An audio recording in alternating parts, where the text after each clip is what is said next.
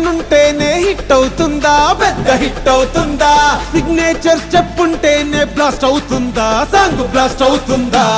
Publicity ఉంటేనే trend అవుతుందా, full trend అవుతుందా?